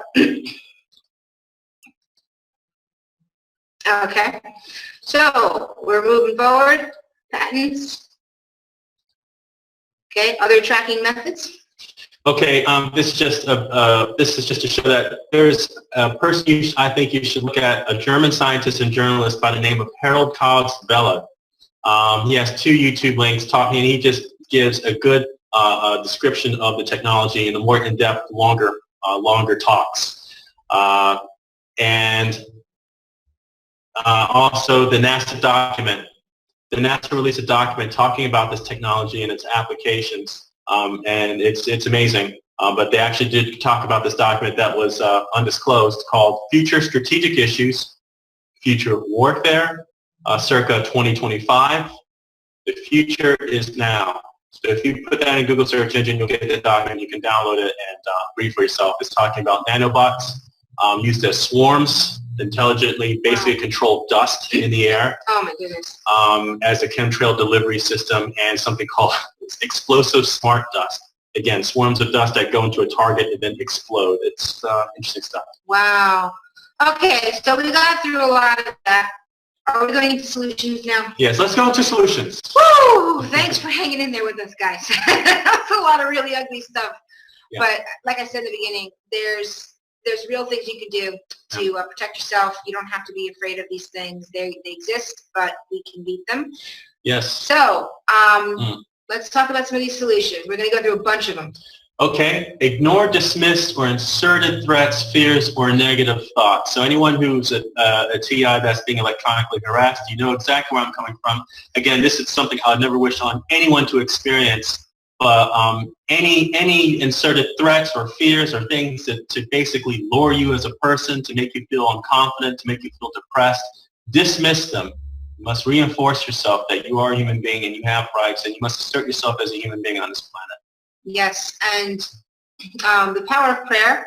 So we can mention that too. If you're a victim of this stuff, and you feel like you're losing your mind and all of that, you know, we're not going to discuss which belief system or religious background you might come from, but just prayer in general is extremely effective to combat this kind of stuff. And you know, there's been some tough times where I've been with Savon and he's been undergoing an attack of sorts, and we stop and we pray together, and that stops the attack.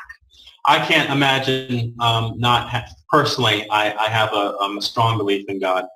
I can't imagine not having one with the things that we've experienced, that I've experienced. And yes, it's invaluable, the power of prayer. And also there are targeted individual support groups out there. Yes. And so if you can have that, and also having an understanding and close friend or partner, that's really helpful. Because if you're with somebody that doesn't know what's going on, and you're like trying to tell them that you're being targeted and they don't support you, that could be really hard to deal with. So try to find a good friend that gets it. Yes, that's right. Right, that you can talk to, because just talking about it has been extremely helpful. Yes. Now we're talking a lot about the mental stuff here, right? All the mental things, that's what we're covering here. We'll go into some of the physical stuff in a second. Yeah. And then learn how to make Organite. Yes. And share. Yes. Right? We'll talk about Organite in a minute. That's right. And we can wear EM protection. Yeah, again, when you do more research on, there are a lot of sensitive people who are sensitive to EMF online, and it's becoming a market. They're not being necessarily targeted, but they are sensitive to like mobile phone or cell phone towers. So there are clothes, there are things you can wear that are available online that you can buy that have some shielding on the body, but that you can wear out in public. So it's out there. Okay. Stay healthy, perform a heavy metal detox, which we'll talk about in just a second. Very important. And live your life as normal. Remember, these demons are the sick psychopathic pervs and sadists. Yes, they're the perps for spying in on you 20%, not your body. Yeah. There's more actions you can take. You can have an action cam or recording device with you at all times. Take photos of any suspicious activities and build a case file. Yeah. That's a lot of time and effort, but And money. And money too to buy all the surveillance equipment. But that's basically what a lot of people have had to resort to in order to prove their case. Because that's right. You know, and it is tough. But also, you continue to research ways of gathering more evidence of voice-to-skull technologies and ways to attenuate the effects upon yourself and share with online and local TI community. And hire your own investigator. And there was an interesting video also that a targeted individual, and he was measuring. So if you look this stuff up on YouTube, you'll find some videos that you can start with some of the ones that we've given you here. Yeah, it's a good start. But there's videos of other targeted individuals that are trying to figure out how to handle this and how to combat this. Now, the next thing I want to just touch on briefly, because we're running a little low on time because we have a lot to get through. So what I did here is I just put some really good links. I want you all to know that there's ways that you can get these metals out of your body, okay? Yes. So it's just detoxing. So there's certain things that you can do. This is a great article, How to Rid Your Body of Heavy Metals, a 3-step detoxification plan. There's some other research here with cilantro and chlorella can remove 80% of heavy metals from the body within 42 days. Amazing. There's all different kinds of supplements and things. So if you start focusing in on trying to detox your body from the heavy metals and also balancing out your minerals, getting your gut healthy, there's all different kinds of things that go along with detox, and it's very, very effective in combating all of this type of warfare. Your body is very resilient despite all of this stuff. It is. Now here's something fun.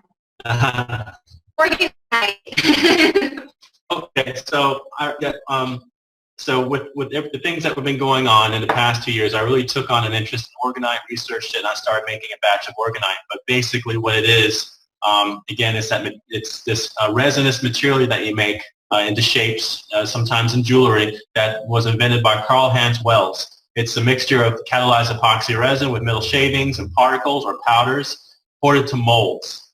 It attracts orgone energy, similar to Reich's accumulators.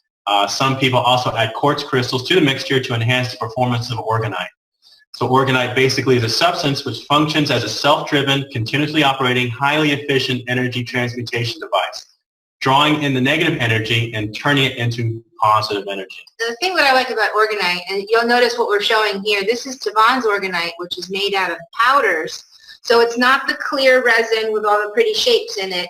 It's got a different look and feel because the powders have more surface area and are actually much, much stronger when it comes to the defense of the EMF fields. Yes, I was thinking more of a functional. Yeah, this is, so in other words, these are like the magic bullets, orgonite. They're really powerful. And when I say powerful, I don't mean, oh, they feel really powerful like a crystal would feel.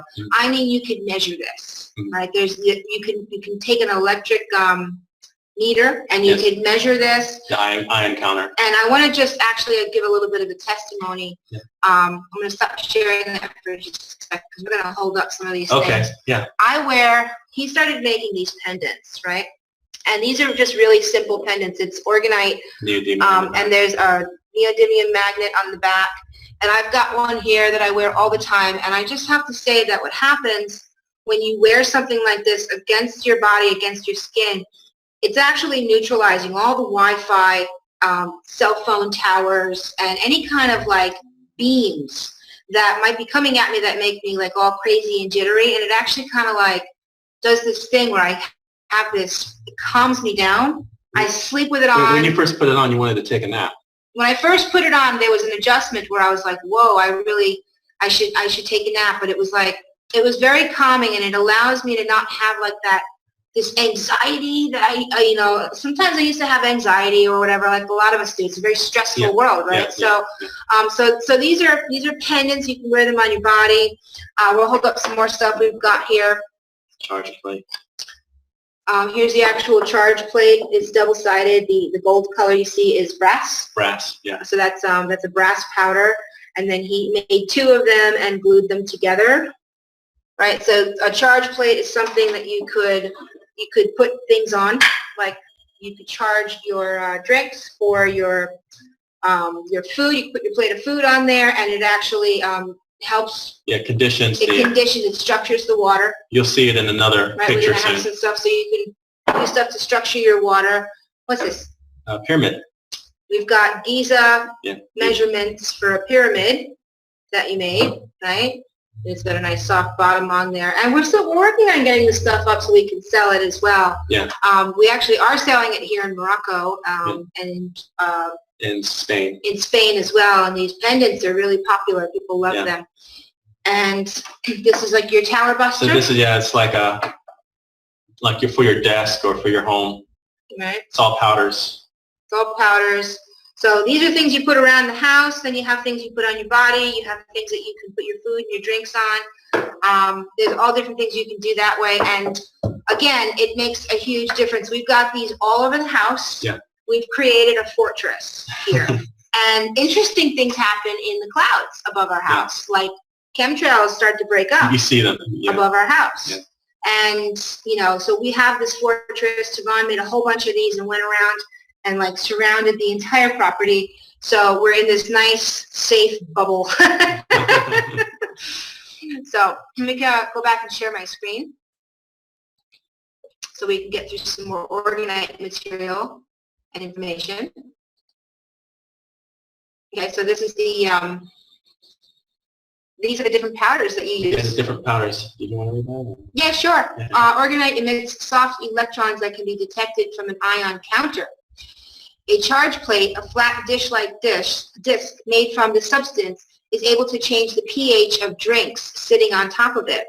When freezing water above organite, a tornado pattern is frozen in the ice, giving the water a crystalline structure when it thaws. The resin in organite shrinks during the curing process, permanently squeezing the quartz crystal inside, which creates a well-known piezoelectric effect inside the crystal, meaning its endpoints become polarized electrically.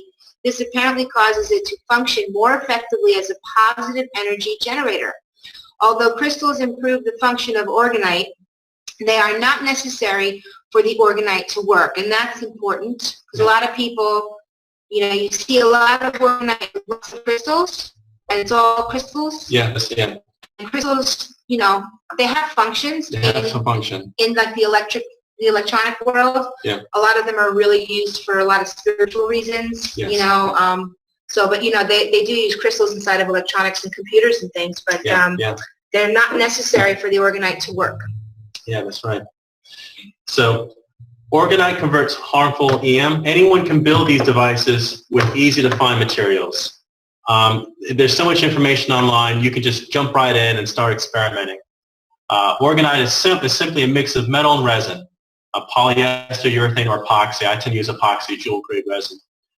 It can be poured into all kinds of shapes, pyramids, cones, discs, cylinders, and pendants, to name a few. Some people use it to combat pollution and cell tower radiation. Now for me, that's one of the primary reasons I make it. Others use it for clearing or purifying energies in their houses or enhance the growth of their plants in the garden. They definitely do help with the plant growth. It seems to work also really well in various kinds of spiritual healing work.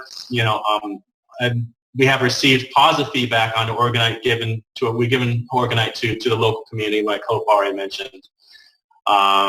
And we've talked about how we've seen performance overhead with the chemtrails. We're also doing some gifting trips in the future. And we're doing gifting in the future as well. So gifting is when you go to a location that has a lot of EM fields, cell phone towers, bad for the environment, and you start throwing some organite into some bushes near the cell phone tower so that you can help to neutralize the bad effects of the field. So it's called gifting. Gifting. And we're going to take some gifting trips in the future and start you know, planting organite all over the place and messing up their plan. It's done all over the world, and they've been doing it for a long time. But it's good to be a part of that. So what you see also are two pictures of showing what organite does to water. If you just take a glass of water that you pour and have a charge plate, then you can tell the strength of the plate by putting a glass of water, putting it in the freezer, or have an ice tray, put it next to the organite, and you get these cloudy regions where it's basically structured, dense regions of water that you wouldn't normally get just in a normal situation. And you actually get a tornado with the charge plate. And it's very strong tower busters. You see this vortex column going straight up. That is so cool. Yeah. That is so cool. Actually, let's just make that a little bit bigger. And while we're, yeah, because that's a really cool pattern. I want everybody to really see that. While we're here, just want to let everybody know if you're listening live, we will have a few minutes left in the end to take some questions. Yeah. So if you've got any questions for any of the material that we've covered today, or in general, just please go ahead and type your questions into the chat. Angela's in there to take your questions, and hopefully we'll have some questions. And if not, then we can always go ahead and end a little bit early this time. Yeah. We did go over last time, so. But check out this amazing pattern of the ice and how the ice freezes with this vortex. You can actually see the energy from the organite frozen in ice in time, in water. It's really amazing. Okay, so let's go on to this amazing soul, Frank. He's the guy that basically started all this. Yeah, started this, really took forward this, discovering this form of energy and how he interpreted it, and actually started creating technology that was able to harness the power of this energy, like organite. So he was born in 1897. He is an Austrian psychoanalyst. He's author of several influential books, most notably Character Analysis, The Mass Psychology of Fascism, and The Sexual Revolution. Wright became known as one of the most radical practitioners of psychiatry. Wright's discovery of orgone, he also revealed the role of emotional sexual energy in the psychosomatic process. What was first appeared to be only bioelectricity was later clarified by Wright as much more powerful bioenergetic force, a form of life energy at work within living organisms, expressing itself as emotion and sexuality, but also directly observable in the microscope as a bluish glowing field around the living blood cells and other substances. So basically anything that is interpreted to have life to it has this blue field around it. This bluish glowing energy, which he eventually called orgone energy, and is a physical phenomenon, and it's similar to older ideas of vital force, the cosmic ether, and that sort of thing. Okay. During the course of Reich's investigations, he developed a special metal-lined enclosure which attracted a high charge of orgone energy inside itself, directly from the atmosphere. So basically, what we showed you with all the negative effects, you can use the same technology for good. Yes. Right? So this is the flip side. The orgone energy accumulator. The orgone accumulator was proven to charge seeds and increase garden plant growth, speed the healing of burns and cuts, and there are a number of physical experiments which demonstrate anomalous phenomenon inside the accumulator. Wright observed that certain kinds of low-energy illness, such as cancer, would symptomatically yield to careful application of the orgone accumulator. And what are these? What are these visuals we're seeing here? Okay, so the one on the left is an orgone accumulator, where you can either, like you have a shelf there, so you can have items in there, like food, but also you can remove the shelf and have people sitting in it. And Reich was using it to treat his patients with all kinds, who had all kinds of illnesses. And the middle one is basically a chamber, and it's showing how positive and negative energy is collected in the middle of the orgone chamber that is basically nothing but a wooden box that has walls of varying steel wool and fiberglass as like almost like plates. It almost sounds like a capacitor. Like a capacitor, yeah, but also like the Ark of the Covenant. Yeah, again, we have this theme of varying metal, non-metal, metal, non-metal, metal, non-metal as walls. And when you encase something with those walls, you get an effect into space. It's not just space anymore. There's a potential there. And Reich realized this, and he was using that to run his devices. And the last image on the right is what is his cloud buster. He found ways of harnessing or pulling the negative orgone, he called, or deadly orgone, or DOR, from the air, and was channeling it into the water. And by doing this, this was very synonymous with how weather patterns formed, or how rain clouds formed or dissipated. And he was using this cloud buster, for example, to try to bring the rain in the deserts of the United States when he was experimenting. So we're on our last slide here. Wright's experiment in these directions led to even more controversy, new methods for ending drought and greening deserts, leading to the development of the cloud buster and new approaches to the problem of nuclear waste detoxification. So we got some references there for you. And I remember he was one of the free energy deaths that we covered in our second show as well. He was found in his jail cell. Arrested him? Yes, so the FDA were on him for a long time with his various research. Basically, they didn't like what he was doing with his research, and they put him in prison. Because he was helping people. And basically, before, it's like a day or so before he was to be released, he was dead in his jail cell. Yeah. So anyway, there you have it. We're going to stop sharing our screen and bring Anjan to say hello. Let's see what's been going on in the chat room. Angie, if you can go ahead and share your video with us. Okay. Hi, everyone. Nothing's going on in the chat room today. No questions. People are just loving what you're sharing and just eating it up.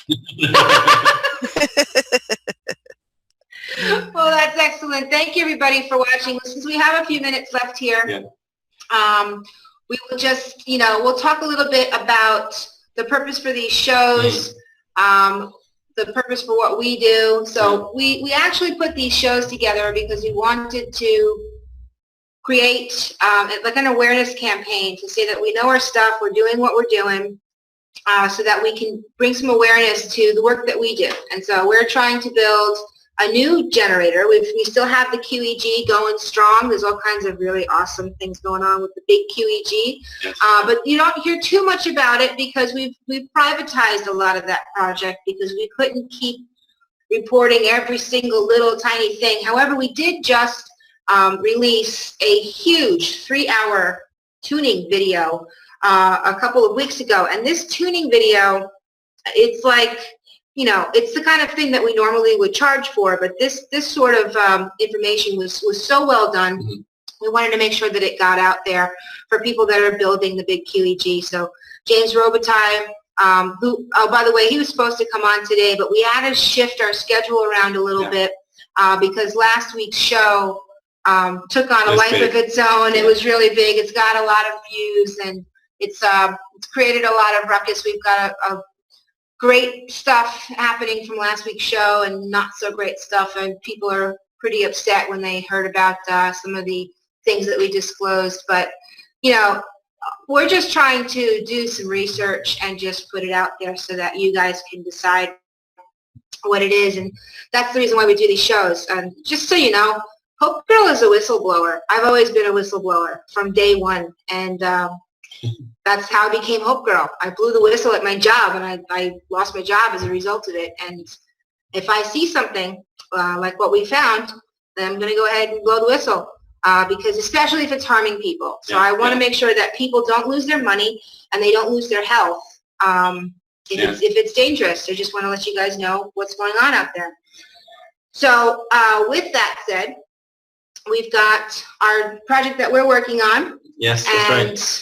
If you can just talk a little bit about it, I'm going to pull up a picture because I wanted to show people our progress. Okay, all right. So, as you know, for the past several weeks, we've been running a Tesla Gen V1 campaign. Now, this is the mini QEG. This is the mini generator that operates on the same principle as the big QEG. So we've been running a campaign to raise funds to build a prototype of this generator. And I'm happy to say that the manufacturers in China have started finishing some of the parts for the mini QEG. And piece by piece, we're getting it put together. Some of the parts. So this we're isn't about the to core, share some images. but we just wanted to share with everybody. So, like, you know, this is like our second sonogram Yes, yeah, it is. of our new baby that's coming out. So I'll go ahead and share my screen again. So I just want to make sure everybody sees what we're up to. And so here is the first few pictures. We're hoping that we're going to get some really great footage, Yeah. you know, next week. Let me see if I can get this bigger. Right, so these are, what are these, the end plates? So what you're looking at are polycarbonate plates at the top. Basically, that goes for building the ends of the generator. And what you see below are the black support blocks of the generator. That's going to form the frame to construct the generator with support rods. If you haven't seen it already, you can go to the hopegirlblog.com, and there's the Tesla Gen V1 campaign. If you click on that campaign, you'll see the, I think it was like a 15-minute video. Yep. And in that video describes the basic, I show on CAD, on the computer program, the different parts of the generator and how it's constructed, and basically how you can download the plans for a kind donation of $100. You get the CAD files. If you know a machinist, if you know someone who can build with you, you can start building alongside of us, because this is a co-development project. Yes, and it's really exciting for us to get these things now.